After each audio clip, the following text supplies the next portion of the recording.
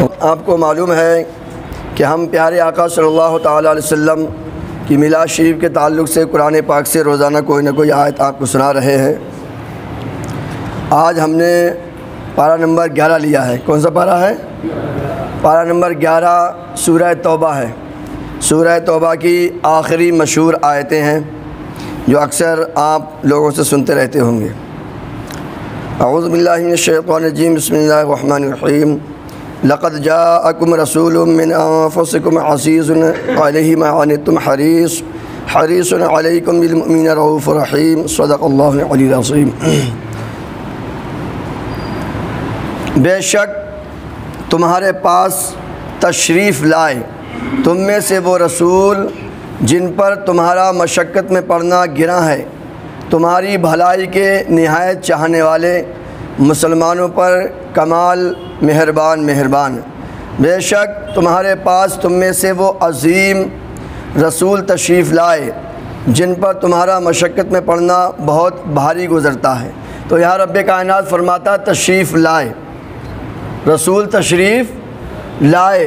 और हम अहले सुन्नत वल जमात भी मिलाद शरीफ में क्या ज़िक्र करते हैं? हुज़ूर तशरीफ़ लाए, हुज़ूर सल्लल्लाहु अलैहि वसल्लम पैदा हुए, पीर के दिन सुबह सादिक के वक्त रसूल करीम सल्लल्लाहु अलैहि वसल्लम तशरीफ़ लाए। अब यहाँ पर देखिए रब्बे कायनात फरमाता है कि वो सबसे बड़े रसूल तशरीफ़ लाए, सबसे बड़े रसूल तशरीफ़ लाए। और देखिए रब्बे कायनात यहाँ फरमाता है जिन पर तुम्हारा मशक्क़त में पड़ना बहुत गिरा है। मतलब यह है कि अगर किसी ईमान वाले पर कोई मशक्क़त पड़ती है, किसी ईमान वाले पर कोई तकलीफ़ गुज़रती है, किसी मुसलमान पर जब कोई आफत पड़ती है तो दर्द रसूल अल्लाह को होता है। ये अल्लाह पाक गवाही दे रहा है, ये कोई ज़बानी जमा खर्च नहीं है। समझे नहीं समझे? ये हदीस पाक भी नहीं पढ़ रहा हूँ। कुछ लोग कहते हैं साहब ये हदीस पाक बुखारी में नहीं है, ये सही नहीं है हदीस पाक, ये कमज़ोर हदीस पाक है। कुरान को कौन कहेगा कमज़ोर है? अल्लाह पाक फरमा रहा है कि तुम में वो अज़ीमुश्शान सबसे बड़े सबसे आला रसूल तशरीफ़ लाए कि तुम्हारा मुसीबत में पड़ना, मुसीबत ईमान वाले पर आती है, चोट ईमान वाले को लगती है और दर्द रसूल अल्लाह को होता है। सुभान अल्लाह। इस बात की गवाही अल्लाह पाक दे रहा है। हम देखिए दुनिया में अगर हमारा कोई साथ देता है तो फिर हम भी उसको जवाब में कुछ ना कुछ देते हैं। समझे? मुझे याद आ रहा है वाक़या अभी लॉकडाउन में, पिछले शुरू में लॉकडाउन जो लगा था, यहाँ पर बरेली की एक लड़की थी, उसके यहाँ पैदाइश होने वाली थी। उसने फ़ोन किया, उसका शौहर यहाँ पर घिरा हुआ था गाज़ियाबाद में। तो गाज़ियाबाद के डीएम ने उसको इंतज़ाम करके स्पेशल गाड़ी से भिजवाया है। तो उस मुस्लिम लड़की ने वो अपनी लड़की का नाम ही डीएम के नाम पे रख दिया। अब देख रहे हैं, थोड़ा सा एहसान आदमी दुनिया में करता है तो आदमी उस पर कितना सब कुछ लुटाना चाहता है। मैं आपको बताना ये चाह रहा हूँ कि रसूल करीम सल्लल्लाहु अलैहि वसल्लम का तो एहसान ही एहसान है।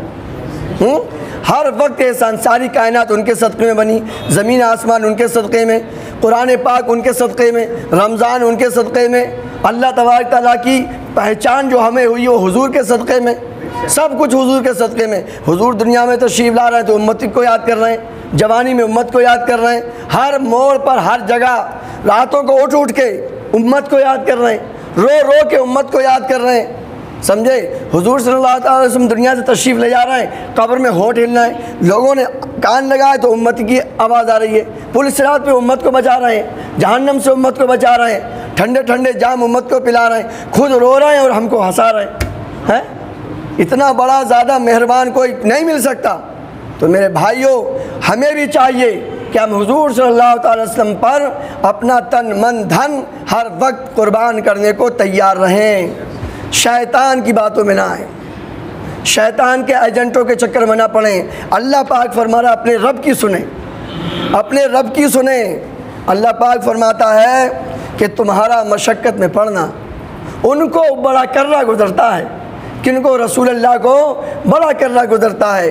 तो जो तो ईमान वाला होगा वो तो हर वक्त अपने नबी की कदमों पे अपनी जान माल तन मन धन सब कुछ कुर्बान करने के लिए तैयार रहेगा।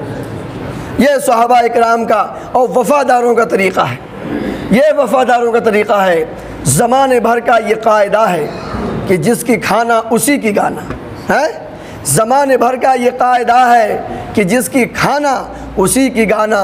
तो रिज़्क़ जिसका हम खा रहे हैं उन्हीं के गुन गुनगुना रहे हैं। ये वफ़ादारों का तरीक़ा है कि जो उन पर एहसान करता है, जो उन पर करम फरमाता है, वो उसको हर वक्त याद रखते हैं। और दोस्तों, हुज़ूर सल्लल्लाहु अलैहि वसल्लम ने खुद फरमाया, क्या फरमाया?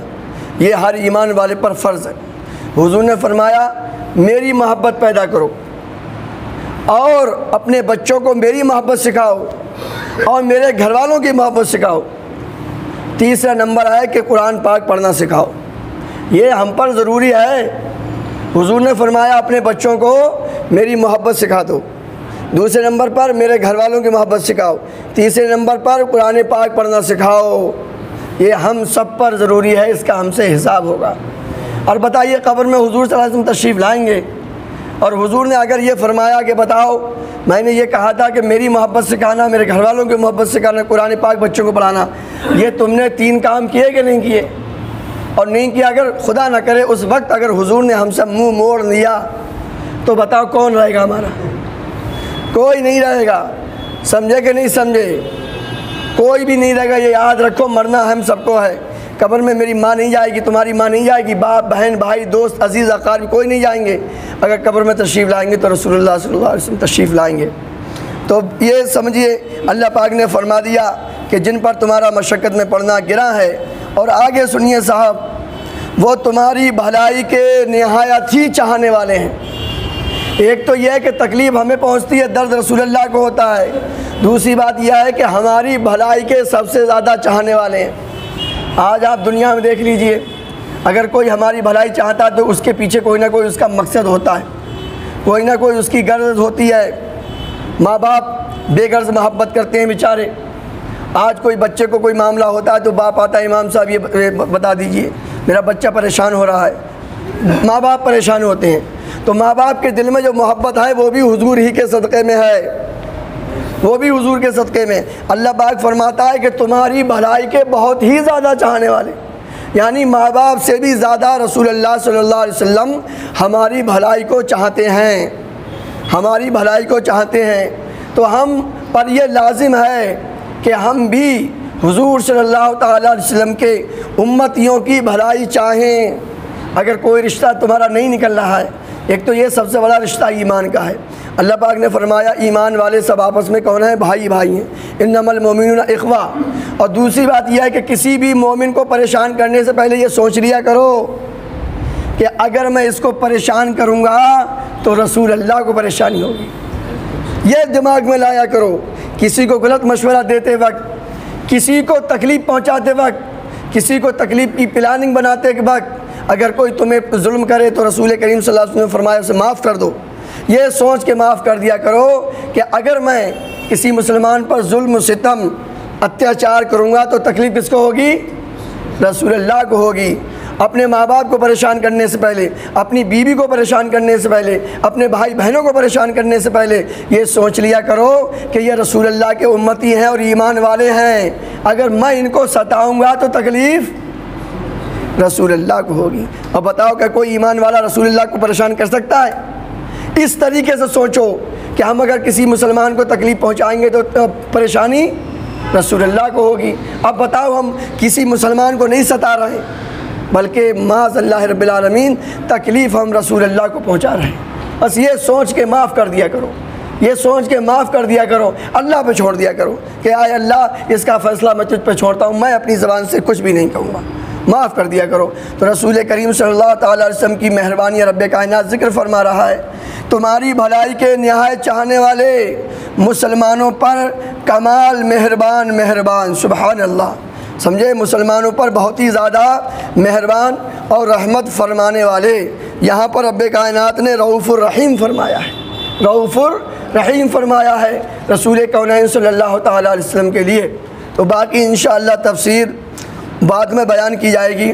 बस ये है कि 10 मिनट होने वाले हैं, यहीं पर ख़त्म करते हैं। रोज़ाना असर में और फजर में बयान होता रहेगा इंशाअल्लाह। जब तक दम में दम है ज़िक्र उनका सुनाते जाएंगे।